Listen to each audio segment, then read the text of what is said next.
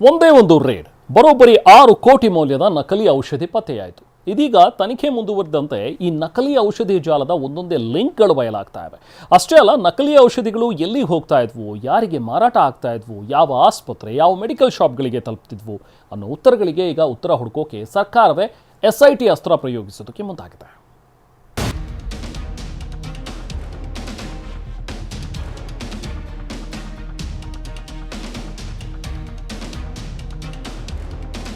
ಔಷಧಿ ಅಂದ್ರೆ ರೋಗಿಯ ಪಾಲಿಗೆ ಜೀವ ಉಳಿಸುವ ಭರವಸೆ. ಆದ್ರೆ ಅದೇ ಔಷಧಿಯನ್ನ ನಕಲಿ ಮಾಡಿ ಮಾರಾಟ ಮಾಡಿದ್ರೆ ಅದು ಬರೀ ವಂಚನೆ ಅಲ್ಲ, ರೋಗಿಗಳ ಜೀವದ ಜೊತೆ ಆಡೋ ಚೆಲ್ಲಾಟ. ಬೆಂಗಳೂರಿನ ದೊಡ್ಡ ಡೈರಿ ಫಾರ್ಮ್ ಹೌಸ್ ನಲ್ಲಿ ಇಂಥದ್ದೇ ನಕಲಿ ಔಷಧಿ ಜಾಲ ಬಯಲಾಗಿದ್ದು ಇಡೀ ರಾಜ್ಯವನ್ನೇ ಬೆಚ್ಚಿ ಬೀಳಿಸಿದೆ. ಫಾರ್ಮ್ ಹೌಸ್ ನಲ್ಲಿ ಸಿಕ್ಕ ಕೋಟ್ಯಾಂತರ ರೂಪಾಯಿ ಮೌಲ್ಯದ ನಕಲಿ ಔಷಧಿ ಪ್ರಕರಣದ ತನಿಖೆ ಮುಂದುವರಿದಂತೆ ಈ ದಂಧೆಯ ಒಂದೊಂದೇ ಅಂಶಗಳು ಬಯಲಾಗ್ತಿವೆ.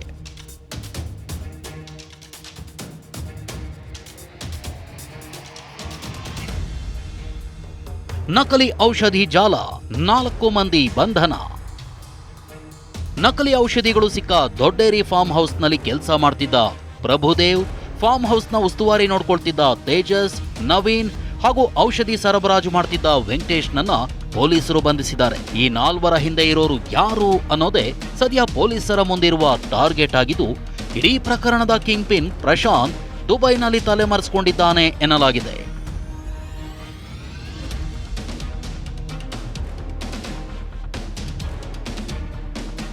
ಕಿಂಗ್ ಪಿನ್ ಪ್ರಶಾಂತ್ಗೆ ಬಂಧನವಾಗಿರೋ ವೆಂಕಟೇಶ್ ಔಷಧಿಗಳನ್ನ ಸಪ್ಲೈ ಮಾಡ್ತಿದ್ದ ಎನ್ನಲಾಗಿದೆ. ಬಳಿಕ ನಕಲಿ ಔಷಧಿಗಳು ಬೆಂಗಳೂರಿನ ಚಾಮರಾಜಪೇಟೆಯ ಫಾರ್ಮಾ ಕಂಪನಿಗೆ ರವಾನೆ ಆಗ್ತಿದ್ವು, ಅಲ್ಲಿಂದ ಬೇರೆ ಬೇರೆ ಕಡೆಗಳಿಗೆ ಸಪ್ಲೈ ಆಗ್ತಿದ್ವು ಅನ್ನೋ ಮಾಹಿತಿ ಹೊರಬಿದ್ದಿದೆ. ಇದೀಗ ನಕಲಿ ಔಷಧಿ ಪತ್ತೆ ಪ್ರಕರಣ ಬೆಂಗಳೂರಿನ ಗಡಿ ದಾಟಿರೋ ಶಂಕೆ ವ್ಯಕ್ತವಾಗಿದೆ. ತೆಲಂಗಾಣ, ಹಿಮಾಚಲ ಪ್ರದೇಶದಿಂದಲೇ ನಕಲಿ ಔಷಧಿಗಳು ಬಂದಿರೋ ಮಾಹಿತಿ ಲಭ್ಯವಾಗಿದೆ. ಅಂತಾರಾಜ್ಯ ಮಟ್ಟದಲ್ಲಿ ದಂಧೆ ವಿಸ್ತರಿಸಿರೋ ಸಾಧ್ಯತೆ ಹಿನ್ನೆಲೆ ಎಲ್ಲಾ ರಾಜ್ಯಗಳಿಗೂ ಮಾಹಿತಿ ನೀಡಲಾಗಿದೆ. ಹೋಲ್ಸೇಲ್ ಮಾರುಕಟ್ಟೆ, ಡಿಸ್ಟ್ರಿಬ್ಯೂಷನ್ ಹಬ್ಗಳು ಹಾಗೂ ರಿಟೇಲ್ ಮೆಡಿಕಲ್ ಶಾಪ್ಗಳ ಮೇಲೂ ತಪಾಸಣೆ ನಡೆಸುವಂತೆ ಸೂಚಿಸಲಾಗಿದೆ. ಈಗ ನಮಗೆ ಮಾಹಿತಿ ಬಂದಿರೋದು ತೆಲಂಗಾಣ ಮತ್ತು ಹಿಮಾಚಲ ಪ್ರದೇಶದಿಂದ ನಮಗೆ ಔಷಧಗಳು ಬಂದಿದೆ ರಾಜ್ಯಕ್ಕೆ. ಆ ರಾಜ್ಯಕ್ಕೂ ಆ ರಾಜ್ಯದ ಆರೋಗ್ಯ ಮಂತ್ರಿಗಳ ಜೊತೆ ಡಿಸ್ಕಸ್ ಮಾಡಿಬಿಟ್ಟು, ಅಲ್ಲಿದು ಸ್ಟೇಟ್ ಲೈಸೆನ್ಸಿಂಗ್ ಅಥಾರಿಟಿ ಜೊತೆ ಡಿಸ್ಕಸ್ ಮಾಡಿಬಿಟ್ಟು, ಅಲ್ಲಿದು ಈ ಥರ ನಿಮ್ಮ ರಾಜ್ಯದಿಂದ ಇಲ್ಲಿಗೆ ಔಷಧಗಳು ಬಂದಿದೆ, ಆ ನಿಟ್ಟಿನಲ್ಲಿ ನೀವು ಅಲ್ಲಿದು ಮ್ಯಾನುಫ್ಯಾಕ್ಚರಿಂಗ್ ಯೂನಿಟ್ಗೆ ವಿಸಿಟ್ ಮಾಡಿ ತನಿಖೆ ಮಾಡಿ ಕ್ರಮ ತೆಗೆದುಕೊಳ್ಳಿ ಅಂತ ಮಾನ್ಯ ಆರೋಗ್ಯ ಮಂತ್ರಿ ಹೇಳಿದ್ದಾರೆ. ರಾಷ್ಟ್ರದಾದ್ಯಂತ ಯಾವುದೇ ಡ್ರಗ್ ಈ ಥರ ಕಂಡು ಬಂದರೆ ನೀವು ಅದನ್ನು ಸ್ಟಾಪ್ ಮಾಡಿ. ಅಲ್ಲಿ ರಾಜ್ಯಗಳಿಗೂ ಬರೀತಾರೆ ಸರ್? ಎಲ್ಲ ರಾಜ್ಯಗಳು ಬರೀ 2 ರಾಜ್ಯದ ಬಂದಿರ್ಬೋದು, ಬಟ್ ನಮ್ಗೆ ಎಲ್ಲ ರಾಜ್ಯಗಳು ಡಿಸ್ಟ್ರಿಬ್ಯೂಟ್ ಆಗುತ್ತೆ, ಎಲ್ಲ ರಾಜ್ಯಗಳು ಆಗ್ಬೋದು ಇವೆಲ್ಲ ಡ್ರಗ್. ಇಲ್ಲ ಇಂಥ ಕಡೆ ಹೋಗುತ್ತೆ ಅಂತ ಹೋಗಲ್ಲ ಅಂತ ಹೇಳಲಿಕ್ಕೆ ಬರಲ್ಲ. ಆದರೆ ಎಲ್ಲ ಒಂದು ಸಾರ್ವಜನಿಕ ಆರೋಗ್ಯದ ಹಿತದೃಷ್ಟಿಯಿಂದ ಎಲ್ಲ ರಾಜ್ಯಗಳ ಲೈಸೆನ್ಸಿಂಗ್ ಅಧಿಕಾರಿಗಳಿಗೆ, ಸ್ಟೇಟ್ ಲೈಸೆನ್ಸಿಂಗ್ ಅಧಿಕಾರಿಗಳು, ಫುಡ್ FDIಗಳಿಗೆ, ಡ್ರಗ್ ಕಂಟ್ರೋಲ್ ಡಿಪಾರ್ಟ್ಮೆಂಟ್ಗಳಿಗೆ ನಾವು ಒಂದು ಸರ್ಕ್ಯುಲರ್ ಇಶ್ಯೂ ಮಾಡ್ತಾ ಇದ್ದೀವಿ. ಇನ್ನು ಅನುಮಾನಾಸ್ಪದ ರೀತಿಯಲ್ಲಿ ಯಾವುದೇ ಔಷಧಿ ಕಂಡು ಬಂದ್ರೆ ತಕ್ಷಣ ತಿಳಿಸುವಂತೆ ಭಾರತೀಯ ವೈದ್ಯಕೀಯ ಸಂಘದ ಅಧ್ಯಕ್ಷ ವೀರಭದ್ರಯ್ಯ ಎಲ್ಲಾ ವೈದ್ಯರಿಗೆ ಮನವಿ ಮಾಡಿದ್ದಾರೆ.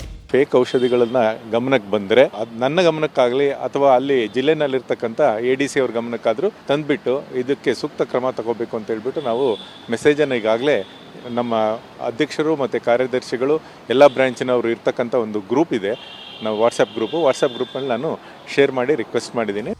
ಇತ ಆರೋಗ್ಯ ಸಚಿವ UT ಖಾದರ್ ನಕಲಿ ಔಷಧಿ ಜಾಲವನ್ನ ಮಟ್ಟ ಹಾಕಲು ಸಾರ್ವಜನಿಕರು ಕೂಡ ಸಹಕಾರ ಕೊಡಬೇಕು ಅಂತ ಮನವಿ ಮಾಡಿದ್ದಾರೆ. ಇದಕ್ಕೆ ಸಮಾಜದ ಪ್ರತಿಯೊಬ್ಬರು ಕೂಡ ಸಹಕಾರ ಕೊಟ್ಟಾಗ ಅದು ನಮಗೆ ಇವತ್ತು ಖಂಡಿತವಾಗಿ ಆಗ್ತದೆ. ನಾವು ಬಹುಶಃ ಇವತ್ತು 6.5 ಕೋಟಿ ಜನಸಂಖ್ಯೆ ಇರುವಲ್ಲಿ ನಾವು ಬಹುಶಃ 150 ಜನ ಫುಡ್ ಸೇಫ್ಟಿ ಅವರು, ಪೊಲೀಸರು ಸ್ವಲ್ಪ ಎಷ್ಟು ಪತ್ತೆಸಲಿಕ್ಕೆ ಸಾಧ್ಯವಾಗ್ತದೆ. ಇಂಥದ್ದು ನಡೀತಾ ಇದೆ. ನಾವೆಲ್ಲರಿಗೂ ಸಹಕಾರ ಕೊಡಬೇಕಂತೇಳಿ ಸಂಘ ಸಂಸ್ಥೆ ಬಹಳ ಎಚ್ಚೆತ್ತುಕೊಳ್ಬೇಕು. ಯಾರಿಗೆ ಕೊಟ್ಟಿದ್ದಾರೆ, ಯಾವ ಆಸ್ಪತ್ರೆಗೆ ಕೊಟ್ಟಿದ್ದಾರೆ, ಪೇಷಂಟ್ ಯಾರು ಕೊಟ್ಟಿದ್ದಾರೆ, ಸೀರಿಯಸ್ ಆಗಿದ್ದಾರಾ ಅಥವಾ ತೀರಿ ಹೋಗಿದ್ದಾರಾ, ಇವು ತೀರಿಯೋದಕ್ಕೆ ಬೇರೆ ಕಾರಣ ಕೊಟ್ಟಿರ್ತಾರ, ಯಾರಿಗೂ ಇದೆಲ್ಲ ಅವ್ರ ತನಿಖೆಯಿಂದ ಆಗ್ತದೆ. ನಕಲಿ ಔಷಧಿ ಜಾಲಕ್ಕೆ ಕಡಿವಾಣ ಹಾಕಲು ಸರ್ಕಾರದ ಪ್ಲಾನ್. ಇದೀಗ ಆರೋಗ್ಯ ಇಲಾಖೆ ನಕಲಿ ಔಷಧಿ ತಯಾರಿಕೆ, ದಾಸ್ತಾನು, ಮಾರಾಟ ಅಥವಾ ಪೂರೈಕೆ ಬಗ್ಗೆ ಯಾರಿಗಾದ್ರೂ ಮಾಹಿತಿ ಇದ್ರೆ ಇಲಾಖೆಗೆ ಮಾಹಿತಿ ನೀಡುವವರಿಗೆ ಬಹುಮಾನ ನೀಡಲು ಮುಂದಾಗಿದೆ. ಮಾಹಿತಿ ನೀಡುವವರ ವಿವರಗಳನ್ನ ಗೌಪ್ಯವಾಗಿಡುವುದರ ಜೊತೆಗೆ ಸುಳಿವು ನೀಡುವವರಿಗೆ 10,000ದಿಂದ 50,000 ರೂಪಾಯಿವರೆಗೂ ನಗದು ಬಹುಮಾನ ನೀಡಲು ಆರೋಗ್ಯ ಇಲಾಖೆ ಚಿಂತನೆ ನಡೆಸಿದೆ.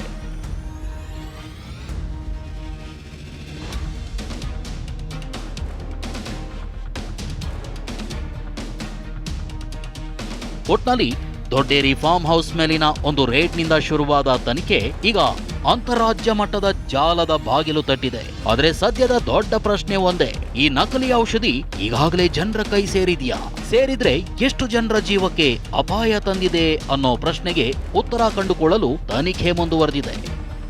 Bureau report, TV9.